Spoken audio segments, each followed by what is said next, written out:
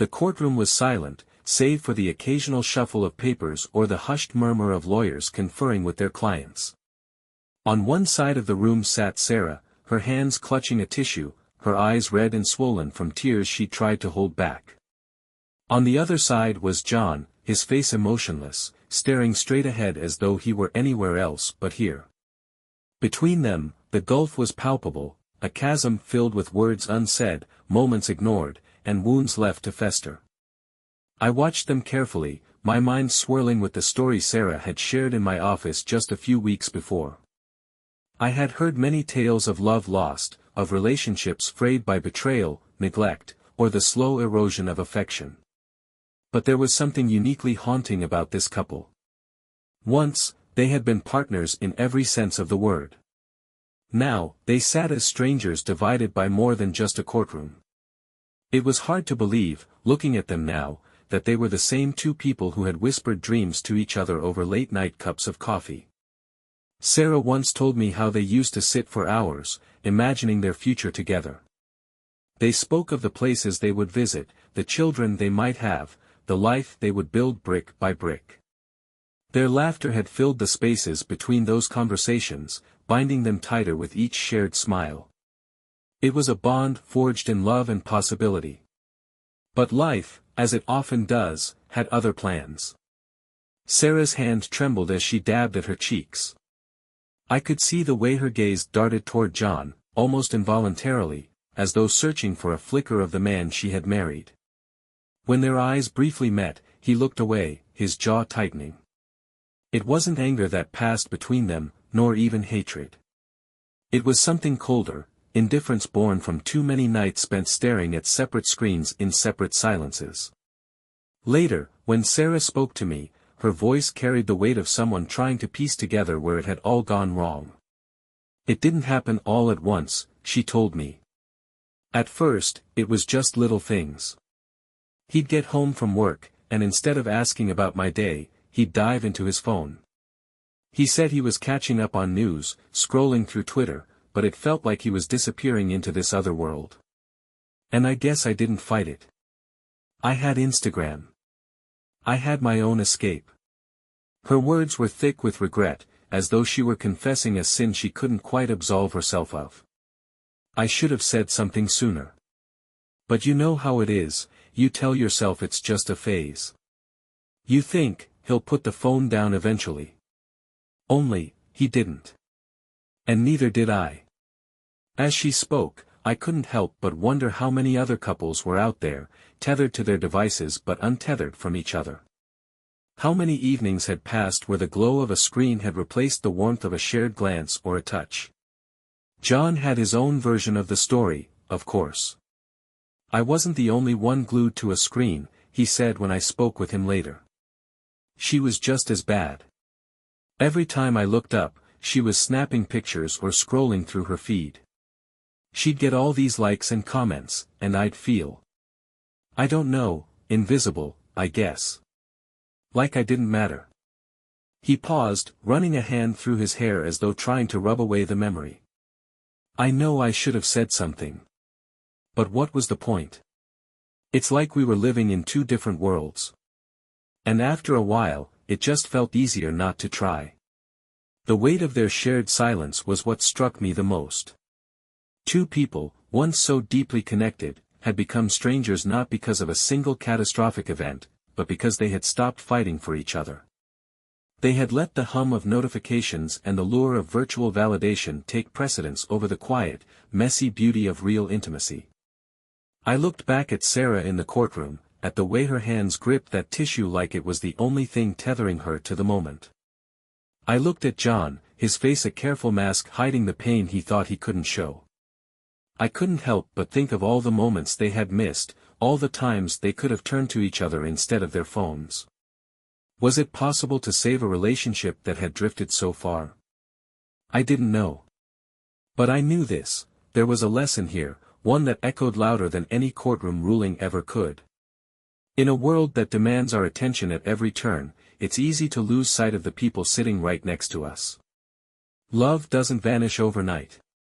It fades, little by little, when we stop choosing each other.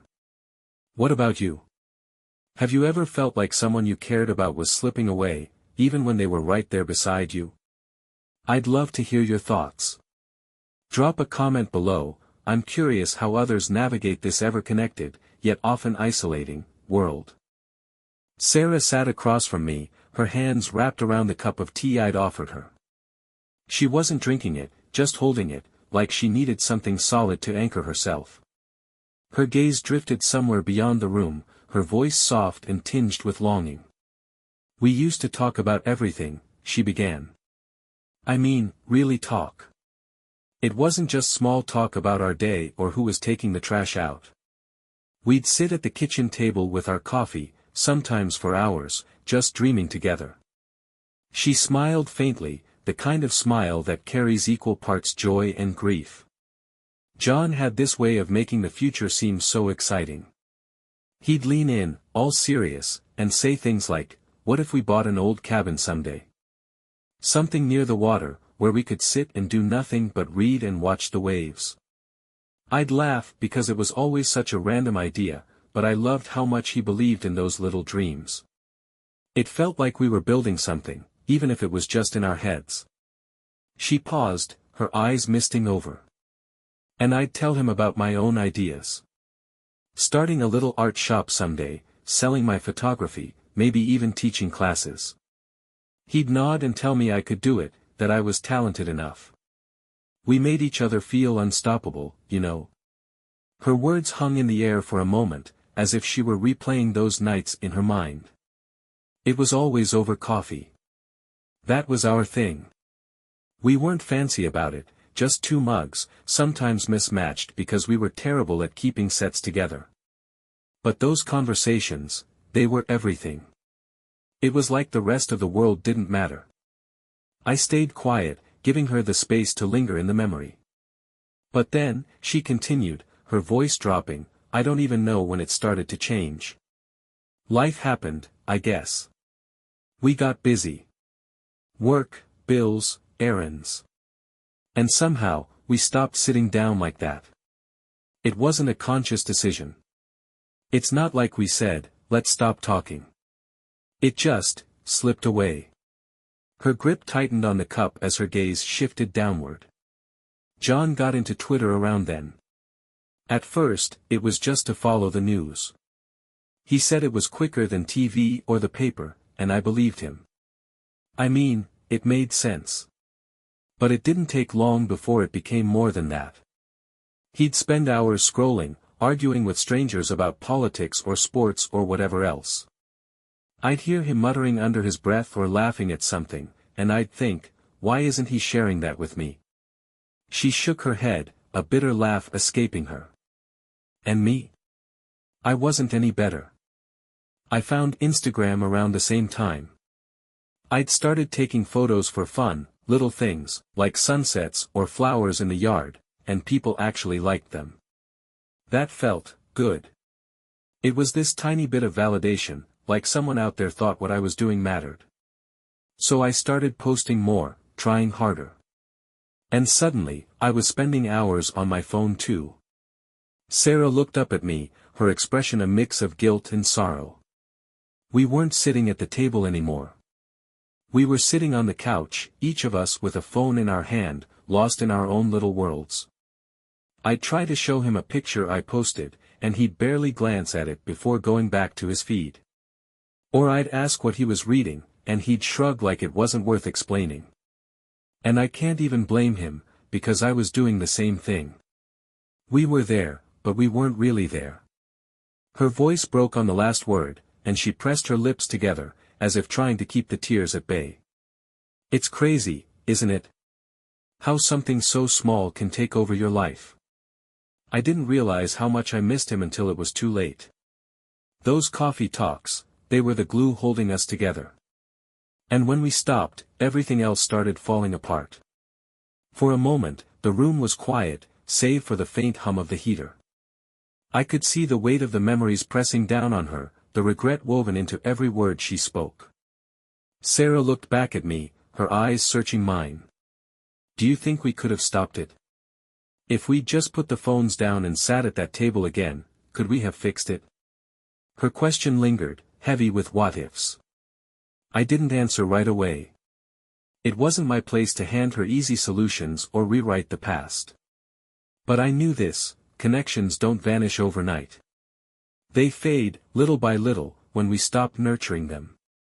And so I asked her a question instead. What do you think would have happened if you had tried? If you'd said, let's sit down and talk again, like we used to. Sarah didn't respond immediately, but I saw something shift in her expression. A flicker of understanding, maybe even hope. Listening to her story made me think about how easily we let the busyness of life, and the distractions of technology, pull us away from what really matters. I wonder, how do you and your partner stay connected when life gets hectic? Or if you've ever struggled with this, what helped you find your way back? I'd love to hear your thoughts in the comments below. Maybe we can all learn something from each other's experiences. Sarah sat back in her chair, arms crossed tightly across her chest, as though bracing herself against the memory she was about to unearth. Her gaze drifted to the corner of the room, and for a moment, I thought she might not speak at all. But then her voice broke the silence, soft and tinged with bitterness. It's strange how something so small, so stupid, can change everything. A phone, a screen, some app. You don't even notice it at first. It's just there. And then, before you know it, it's all that matters. She closed her eyes briefly, drawing a deep breath. John used to scroll Twitter every night. At first, it didn't bother me. I mean, everyone's on their phones, right? He said he liked staying informed, that it was better than TV. But it wasn't just news. He'd spend hours getting sucked into debates about politics, arguing with strangers, or laughing at memes I didn't understand. And I'd sit there next to him, trying to talk, and all I'd get was a grunt or a nod, like I wasn't even there. Her hands tightened into fists on her lap. I tried to brush it off. I told myself it wasn't a big deal, that I shouldn't take it personally. But then I started feeling invisible. Like, why couldn't he just look at me? Why was whatever was happening on that stupid app more important than his wife sitting right there? Sarah's voice cracked, but she quickly swallowed it down. And yeah, I know I wasn't perfect either. I had Instagram. It was my escape, you know. I'd spend hours trying to get the perfect shot or scrolling through other people's lives. At least there, I felt seen. People would comment on my photos, tell me they loved my work or how creative I was. It was this little boost, this hit of validation I wasn't getting at home. She looked up at me, her eyes brimming with frustration and regret. I didn't realize it at the time, but I was doing the same thing to him that he was doing to me. We were both so busy chasing attention from people who didn't matter that we forgot to pay attention to each other. And it got worse. Every night, there we were, sitting on opposite ends of the couch, glued to our phones. The only time we talked was to share some stupid post or argue about whose turn it was to do the dishes. We were living in the same house but in completely different worlds. Her voice grew sharper, the pain she'd been holding back spilling out. And do you know what the worst part was? We both noticed it. We both felt the distance. But instead of doing something about it, we blamed each other. He thought I was too self-absorbed, and I thought he didn't care anymore. And the more I felt ignored, the more I threw myself into Instagram. And the more I did that, the more distant he became. Sarah's lips pressed together, trembling. There was this one night. I'll never forget it. We'd had this big argument earlier in the evening about how we never talk anymore. I told him I felt like we weren't even married, like we were just roommates who shared a bed. And he just stared at me, like he didn't know what to say. And then, after a few minutes, he picked up his phone and started scrolling through Twitter again. She stopped, her shoulders shaking slightly as she fought to hold back tears. I went to bed alone that night.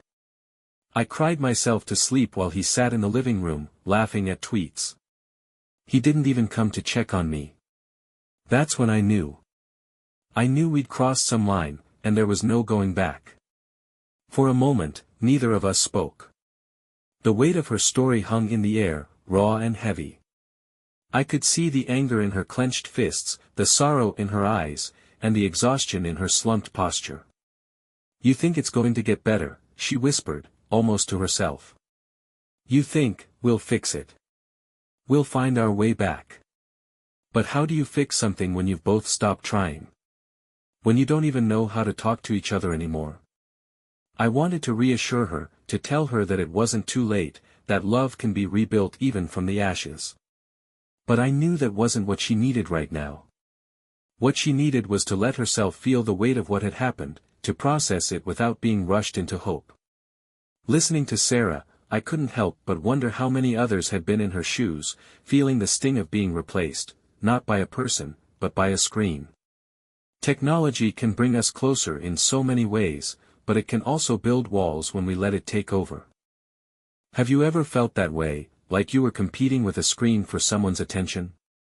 Or maybe you found ways to overcome that and reconnect? I'd love to hear your thoughts. Drop a comment below if this resonates with you. Sharing your story might help someone else who's struggling with the same thing. Sarah sat quietly for a long moment, her hands gripping the edge of the couch like it was the only thing keeping her grounded. When she finally spoke, her voice was soft, barely above a whisper, but the weight of her words hit like a tidal wave. "I think the moment I knew it was over was our anniversary." Her eyes stayed fixed on the floor, as if meeting mine would make her words too real. "It was our 6th anniversary. Nothing fancy, just dinner at home, which was fine by me. I didn't need some big celebration.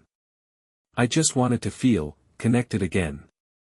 I thought maybe if we made the night special, it could be the start of something better." Her fingers twisted together in her lap, her knuckles white. "I spent the afternoon cooking his favorite meal. I even wore the dress he always said he loved. It felt silly, but I wanted him to notice me, to really see me. And for a little while, it seemed like he did. When he got home, he smiled and told me the house smelled amazing. He kissed me on the cheek, and I thought, this is it. We can still fix this." She paused, a bitter laugh slipping out before she could stop it. But then, dinner was barely halfway over when his phone buzzed.